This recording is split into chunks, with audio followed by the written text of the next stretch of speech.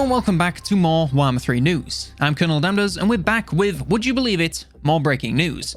Today we have a closer look at the roster of the Ogre Kingdoms. We have battle stats for each unit, as well as battle footage on some of the brand new map types coming in Warhammer 3. By the way, I'm going to be breaking down everything you need to know about these new siege and minor settlement battle maps today, so be sure to subscribe if you want to see that. But for now, we're focusing on each unit's stats and how exactly they're going to perform in battle. Now, a couple of disclaimers before we get going. This is an in-development gameplay, so aspects such as exact values and certain visual things are subject to change before the game releases. This also doesn't mean I won't be doing my full army guides when the game finally comes out. And finally, the battle footage used was captured by CA's own Josh, so if you want to roast someone for camera angles or battle skill, then don't go for me. Anyway, with all that being said, let's waste no more time and dive right in. Now, of course, there are a few units we've already seen in Warhammer 2, but there are still a massive amount of new guys. First up are Noblars. These are basically the Ogre equivalent of goblins from the Greenskins, so are the much smaller and much weaker chaff unit of the Ogres. They are expendable, and for good reason. Their low armor and leadership will result in them meeting a swift doom in most engagements. Their melee stats and damage are fairly weak, so these will be a unit you want to use in the early game and quickly get rid of. Also, they are literally voiced the same as the goblins, which is very jarring. The Noblar Trappers are a little step up. They are essentially the same unit, but with some ranged capability. The damage isn't the best, and the range leaves something to be desired, but it allows them to at least do something before being quickly dispatched in melee combat. Now, they come with Vanguard and Stalk, so can deploy hidden and sneak upon enemy units when they least expect it. Their missiles also deal an amount of damage over time, whilst also slowing any ground-based units. Ogre Bulls are your standard Ogre melee infantry. They deal good damage in melee with a decent charge bonus and melee stats. They don't have the most armor or HP, but are a small unit size, meaning each model takes a lot to go down. Their leadership is also decent, so they should be sticking around for a decently long time. They can attack gates and walls, and have the Ogre charge ability, which means they only lose half of their charge bonus versus bracing troops. Gorges are a kind of Yeti-like creature that live in the caves under the Ogre lands. They are fairly fast-moving, monstrous infantry that deal high anti-infantry damage with a good chunk of armor piercing. They can attack walls and gates, and come with Vanguard deployments and Stalk, so can be really used in a variety of applications. They are unbreakable and have Frenzy, which will be enabled at all times, meaning once they get into combat, they will rip and tear and gorge until the job is done or they fall completely. Their armor and HP isn't the best, but with only 8 models, they are decently tanky. Great Weapons Man-Eaters we've already seen in Warhammer 2, so we'll quickly skip over these. Now, Lead Belchers are a specialised ranged infantry. They have great range for missile infantry, and their damage is seriously impressive. They can of course attack gates and walls, and come with the usual things we expect of Ogres, of not a ton of armor, but a decent HP and leadership, and a smaller unit size. Ogre Pistol Man-Eaters were again in Warhammer 2, so we'll skip those. The Saber-Tusk packs are obviously the Ogre Warhounds. Their look and size reminds me of the Warlines from Eltharion, and they perform fairly similar.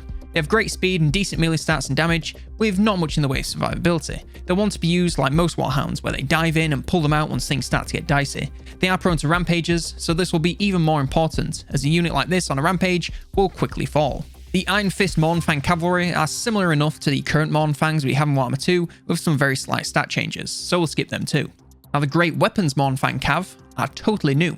They are of course similar in most areas, with the only major difference being the melee stats and damage. They do armor piercing damage with a bonus versus large, and a better charge bonus. These are going to be your option for Shock Cav, and taking out anything large the enemy might bring, like opposing Cav. The Giant has basically the same stats as the current Greenskins Giant, aside from the fact that they can now attack walls, and the new wounds mechanic for single entities, which actually makes them worse. This means we're going to skip them too, and also be very sad that Giants are still looking like one of the worst units in the game, unless something has changed that I haven't seen. The Noblar Scrap Launcher is a massive single-piece artillery unit. It has a huge range and a massive missile damage, whilst also being fairly capable of charging around, with decent charge bonus and weapon strength. This will be best used versus infantry, as catapults tend to fare better versus clumps. They will make for great backlines units, with plenty of opportunity for maneuverability. The Stonehorn Harpoon Launcher is a massive missile monster. It has decent range and high armor piercing damage, making it into a decent backlines unit. It also comes with great frontlines capabilities, with massive weapon strength and armor, and high melee stats and health. This unit will likely be a brilliant hybrid weapons monster that can just as easily sit back and chunk enemies as it can dive in and tear them to pieces up close and personal.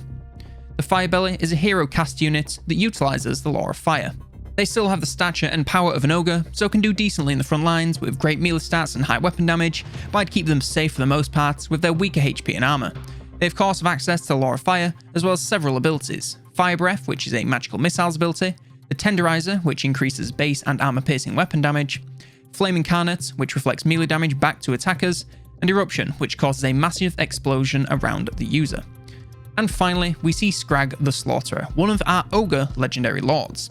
He's a wizard utilising the brand new Law of the Great Maw and the 6 spells it comes with. Brain Gobbler, which is a hex spell that reduces leadership. Bull Gorger, which is an augment that increases melee attack and armor piercing damage. Bone Crusher, which is an explosion which deals decent armor piercing damage in a small area. Toothcracker, which is an augment which boosts armor and missile resist in a 35 meter area of effect. Maw is an explosion that deals decent damage in a large area.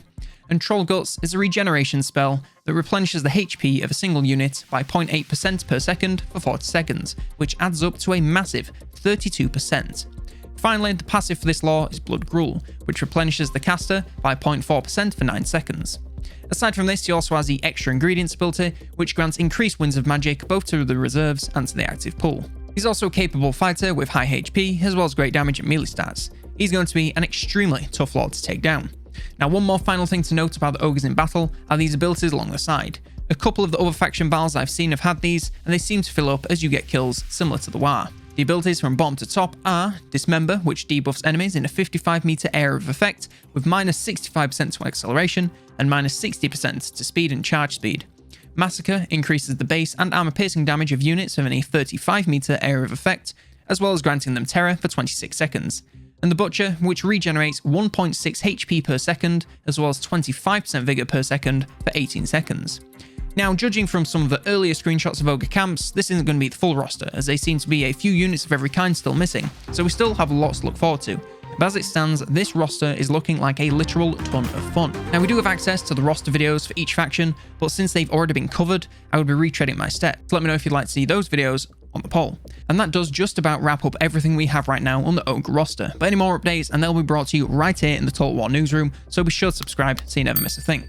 Leave a like if you did, and let me know in the comments which is your favourite Ogre unit so far. I'm super excited to see more about that scrap launcher. Artillery will never not be my favourite. If you're enjoying the content and want to support it, then consider becoming a supporter, either here on YouTube memberships, over on Patreon, or on Twitch. Doing so can get you shout-outs like It's Your Boy LC for their support at the Unclean One Steer.